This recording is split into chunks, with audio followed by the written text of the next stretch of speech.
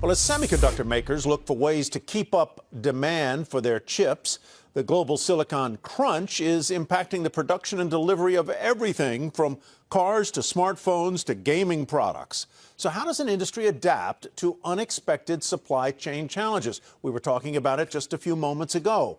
We're now joined by Qualcomm's president and CEO-elect Cristiano Amon and Intel CEO Pat Gelsinger. My friend and colleague and neighbor, TechCheck co-anchor John Fortt, will lead the conversation. The stage is yours, John. Thanks, Ty. And I've got a mark. Speaking of the unexpected, I mean, Qualcomm and Intel together in the same panel. Mark it down, folks. It's happened. There are no knives out. This is great. So I got to start off with some news. Cristiano was quoted earlier this week saying that, hey, if things with NVIDIA and ARM don't work out, Qualcomm would consider investing in a public ARM. Pat, got to ask you, would you consider the same? We are on record as saying we're concerned about the NVIDIA ARM acquisition. And if there were other approaches possible, we'd definitely be interested in understanding them. OK. All right. So let's go back to core chips here. And Cristiano, I want to start with you with this. The Senate passed a bill with $52 billion for semiconductor manufacturing and research in it. And of course, you at Qualcomm have done tons of R&D on your own over the years. What does America need this money to do to have the greatest impact in the next decade?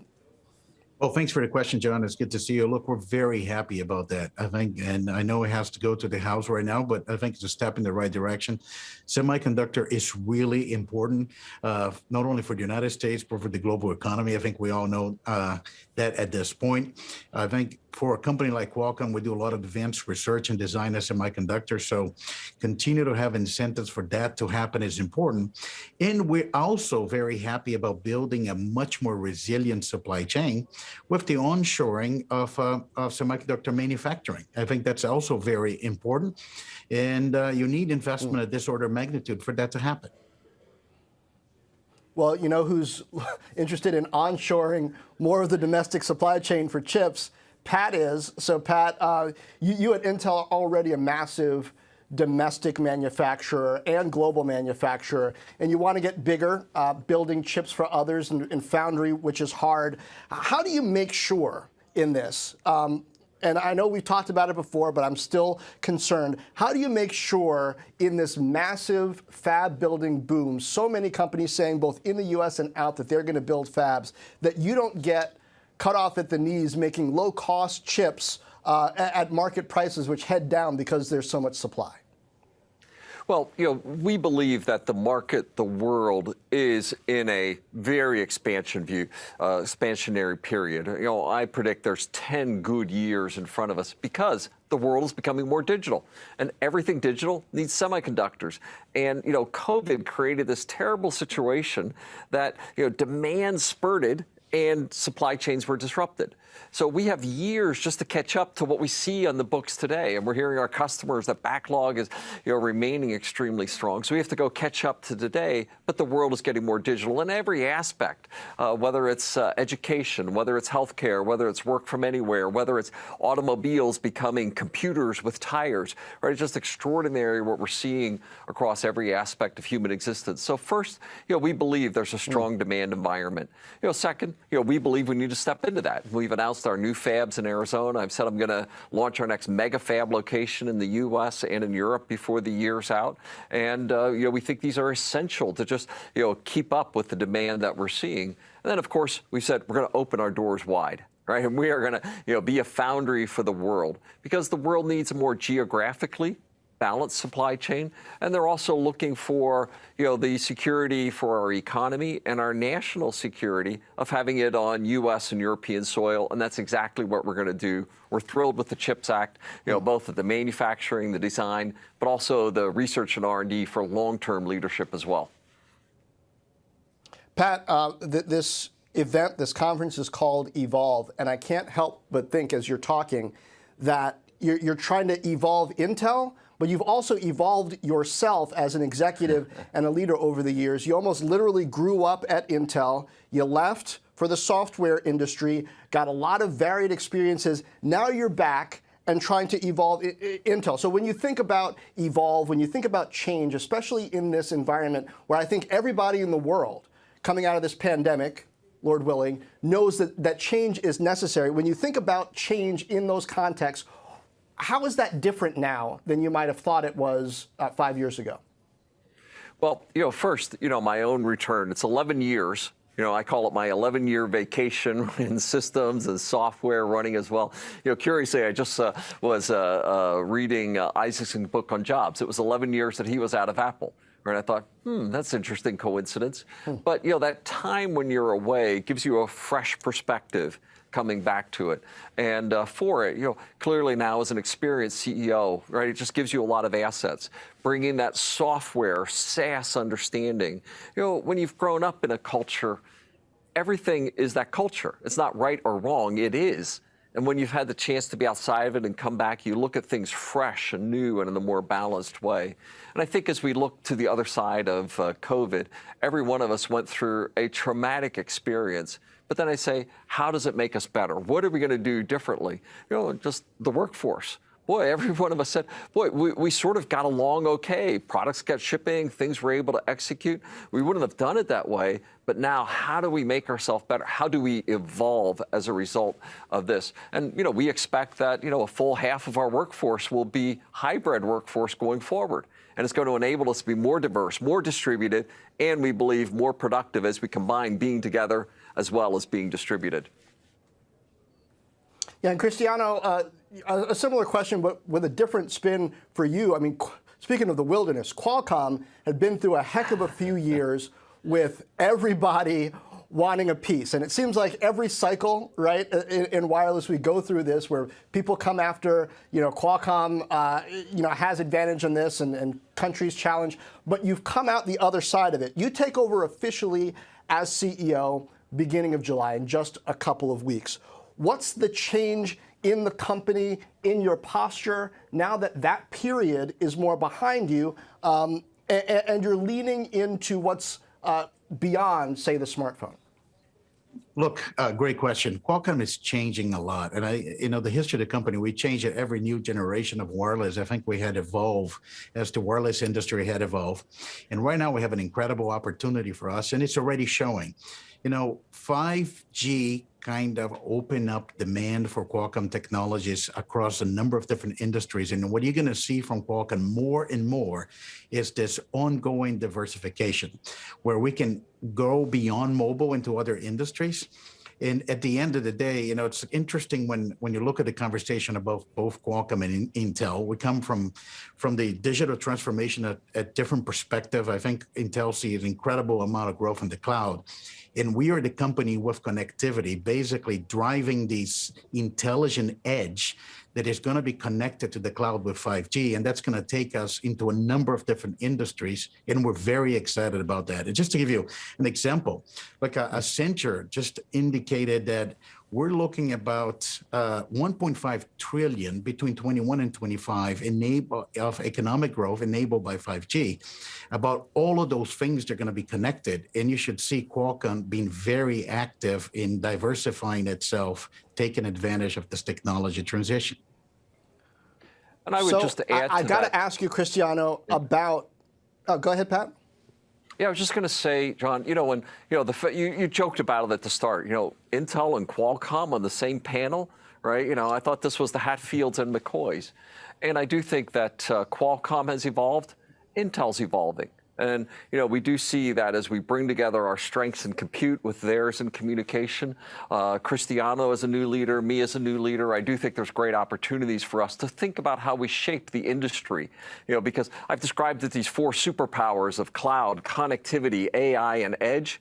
Well, between these two powerhouses of U.S. technology, I think we can do some pretty amazing things in complement, in conjunction with each other, and really help accelerate U.S. competitiveness, not just in semiconductors, but in core technology areas for the planet.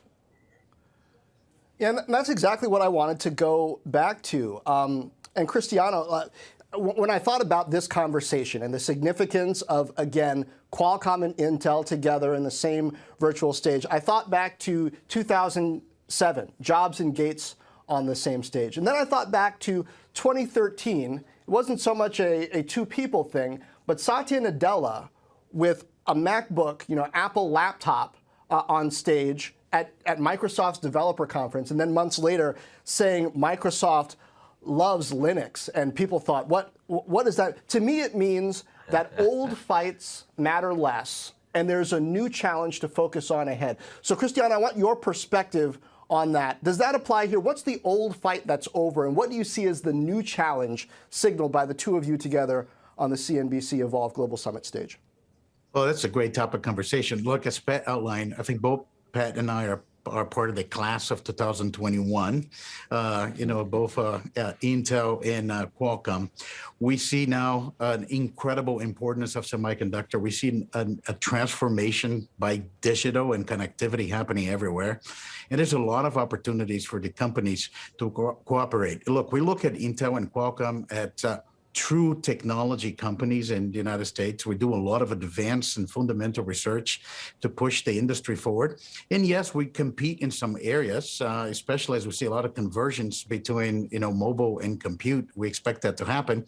In competition, probably keep us sharp and continue to drive innovation. But we have a lot of areas to cooperate. It's more of a relationship of co-opetition, if that word can be used. We've been cooperating in the possibility. Yeah, cooperating the possibility of semiconductor manufacturing. I think Intel becoming a foundry is a great opportunity for Qualcomm, for the United States. We have opportunities to cooperate in connectivity in a number of things. They're really connecting the intelligent edge with the cloud. And I think, I will remiss if I don't mention about transition of infrastructure to Open RAN. So there's plenty of opportunity for both of the companies to grow and cooperate while we'll continue to compete, and that's going to drive innovation.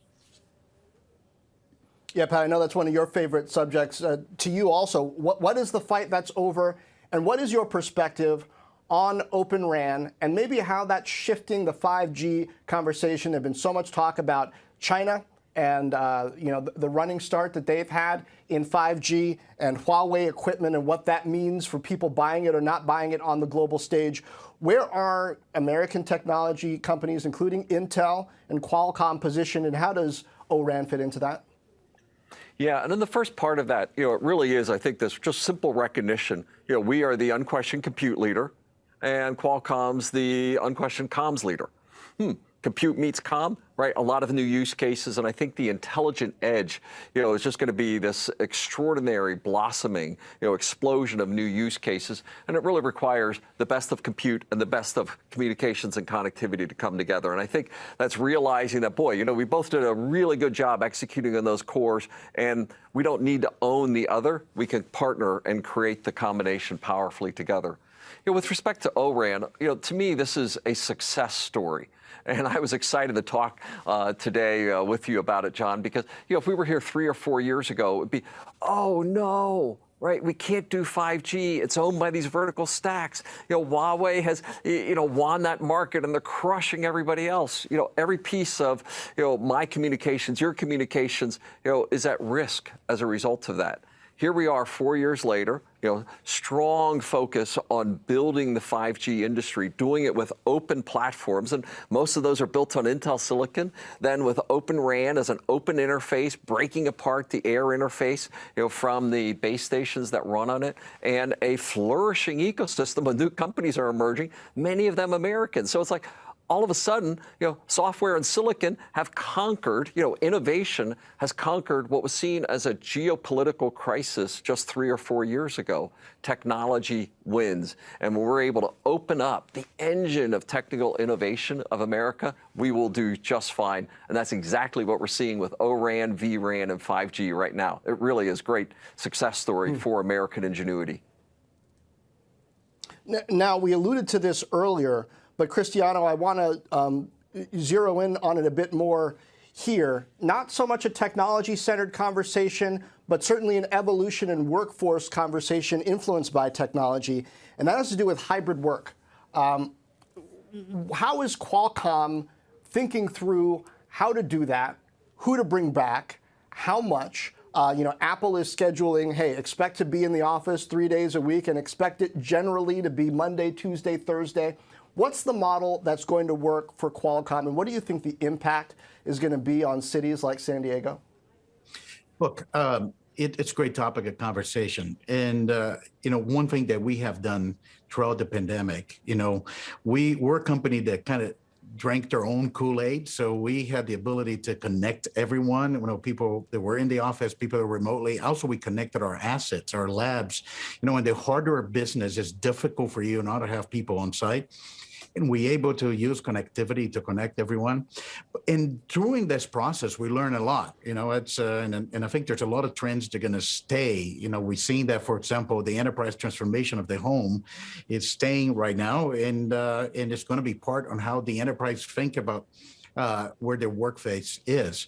But as we look into the future, we see benefits of both. And the way we're thinking about that is we're going to keep all of the good things we learned through the pandemic and the ability to have a remote workforce, but we want to also keep the culture of collaboration and innovation that's been so important for Qualcomm over the years. And I think what we're going through phases right now with, not all locations are the same way. I think we're doing great in San Diego and in California. We hope that all of our other locations are going to be like that. It's a difficult situation in India right now, as you know. But for the locations, they're doing better, and we started to bring people back. We're doing that in phases. We're learning as we go along, and we're striving to keep the both of both words, the culture of collaboration and interaction between people, plus what we learned from the pandemic. And Pat, when I talked to you about this when you were leading VMware, it's a little bit different, right? It's software. You can't make chips from home. A clean room at home requires a vacuum cleaner, but that doesn't quite cut it when you're making chips. So talk about how you balance that and the workforce locations that make sense for Intel. Yeah, and I call it, hey, I got a lot of people in fabs and labs, right? And boy, they got to touch the things. We make real things. My mom is excited. I'm back to a company that she knows what I do. She can see it and touch it. The software. What are you talking about, son? Right? We got things. But we were successfully able to keep that even through the pandemic. The fabs kept running, the labs kept running. We were able to have that physical. But about 60% of our workforce doesn't need to be in fabs and labs.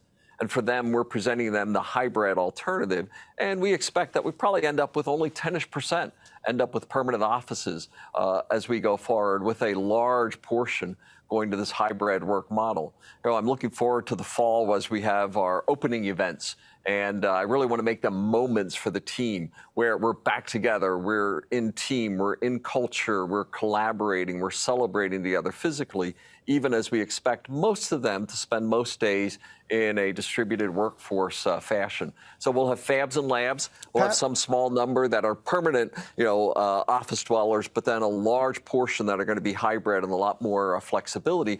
And we think, we've shown it works. And it gives people more quality of life choices, moving closer to family, living with less commuting, being able to be in locations that are maybe more cost effective for their lifestyle. And all of this we think is good because the power of teleworking and what we've shown with work from anywhere or work from home, right, has been such a powerful aspect. Pat, does that raise the stakes for the in-person moments when you have fewer of them? As a leader who's thinking about culture, who's thinking about change and communicating in all kinds of ways that change is happening, does it raise the stakes for those moments when you do call everyone together? Absolutely, absolutely. And when you're together, they need to be moments, or as, the Heath book on moments that stick, right? We just need to make them memorable moments and team building and collaboration events and planning, because those really do become these, cultural markers that we all need to be investing in. So it is super critical that when you're together, you really make it stick in that aspect. And if you have those relationships, it's easier to work when you're apart. So it really does, as you say, really, emphasize the value of those moments together. I know, stepping in as the CEO, my first 100 days here, I only met some of my staff members in person, for our first offsite last week. I looked at two of them. I says, wow, you're shorter than I thought you were. Right? It was one of those moments where everyone laugh, and connecting, give me a hug, kind of events, because you really do want to make those special so that when we're apart, we can still be efficient, productive, and confident in how we interact with each other. And Cristiano, please give us a closing thought on both the workforce and the technology and the work ahead as Qualcomm sees it. Well, look, at the workforce, one thing that is great about what we learn and how we think about the future is you can get talent from everywhere. And I think for companies like Qualcomm, and I'm sure, Pat will feel the same way about Intel, is we always want to attract the best and the brightest because we're really focused on pushing, technology forward and changing, the world with technology. Now, as a closing comment on technology, I want to relate to something that Pat said that, it's easiest way to talk about 5G, the elevator pitch in 5G is connect everything to the cloud 100% of the time in a reliable manner. And what basically is 5G allow us to build on one integrated computer from the edge in the cloud. You have computing and connectivity all working together. And with that, we're going to see a significant transformation in our era. In the same way that 4G mobile broadband drove computing to go to the palm of your hand as well, 5G is going to connect everything. We're going to see context and data lakes and artificial intelligence evolving at a much faster pace. And we're really excited about the future ahead, and especially for Qualcomm, the opportunity to diversify into other industries as well. All right, connectivity and compute. Cristiano Amon, President and CEO-elect of Qualcomm, Pat Gelsinger, CEO of Intel. It's been great. It's been historic having you here with us at CNBC Evolve Global Summit. Thank you.